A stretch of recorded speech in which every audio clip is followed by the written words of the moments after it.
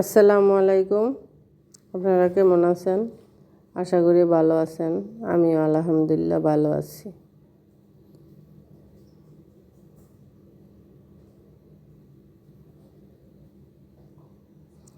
আমি নিয়ে আসলাম লাউয়ের বিচির ভর্তা। কড়াইটা বসাই দিলাম, তেল দিলাম, সরিষার তেল। বিচিটা ভাজবো।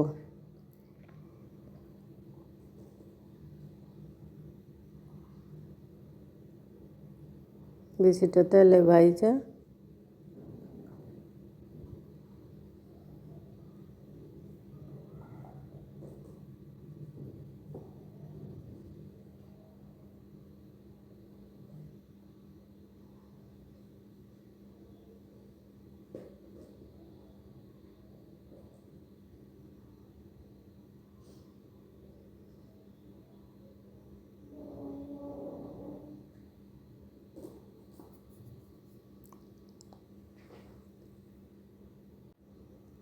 এটা লাল করে ভাজবো।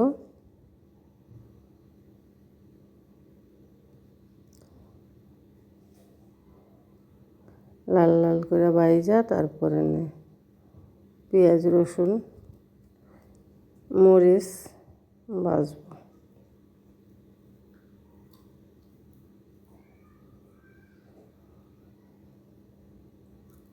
লো আঁচ দিয়ে থুইছি, তো চুলাটা লো করে দিয়ে থুইছি, এই কারণে দেরি হইতেছে, যাতে ভালো করে ভাজাটা হয়।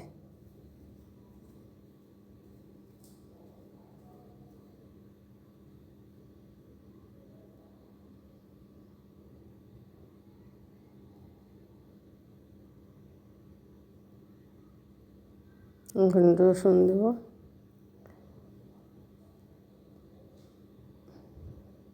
দুইটা রসুন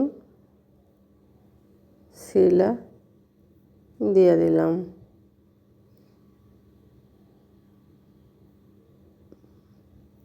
রসুনটা একটু ভাজা হোক।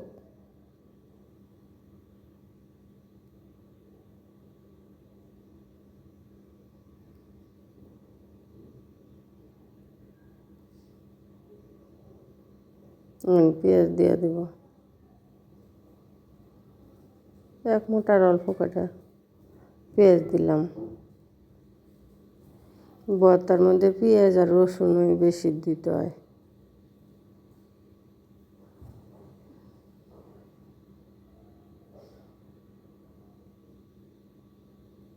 আমার বেশি স্থানে পেঁয়াজ রসুনই বেশি।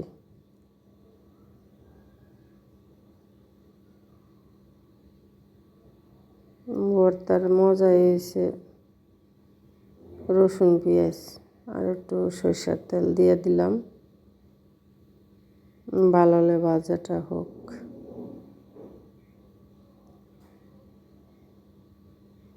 আগে মরিচটা ভাজা ছিল, মরিচটা আবার একটু নরম হয়ে গেছে, তেলে দিলাম একটু শক্ত হবে।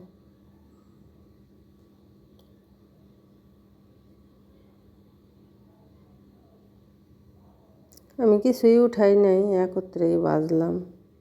আগে বিচিটা ভাজলাম, তারপরে পেঁয়াজ রসুন। বিচি তো নরম, শক্ত না, ছোট ছোট বিচি।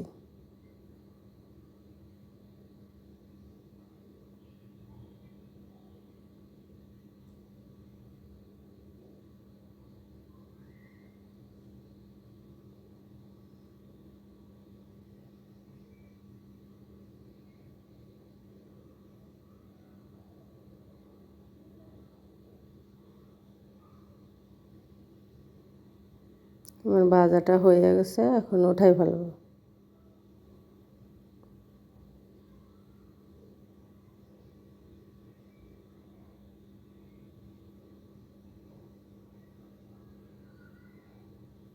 ভর্তাটা করব।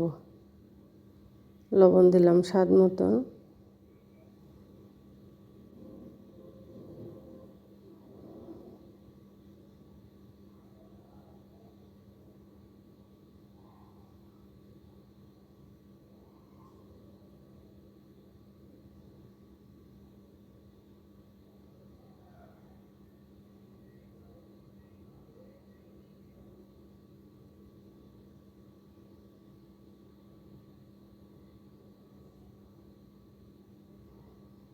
একবার হলো বাসায় বানায় খাইয়া দেখবেন, ভালোই লাগে।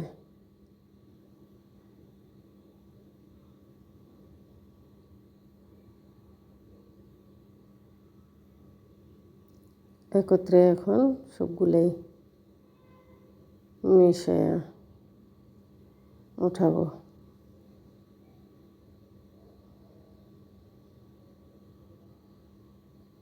যেহেতু বিচিটাও নরম, পেঁয়াজ রসুনও তো নরম, বেশিক্ষণ লাগবে না ভর্তাটা বানাইতে।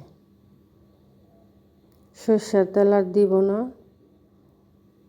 পেঁয়াজ ভাজতে রসুন ভাজতে দিছি, বিচি ভাজতে ওই সরষের তেলেই আছে।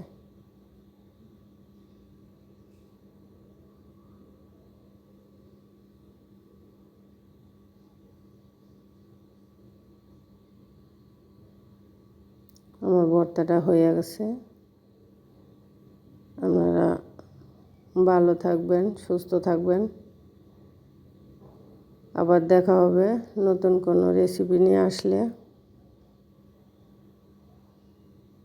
আল্লাহ হাফেজ।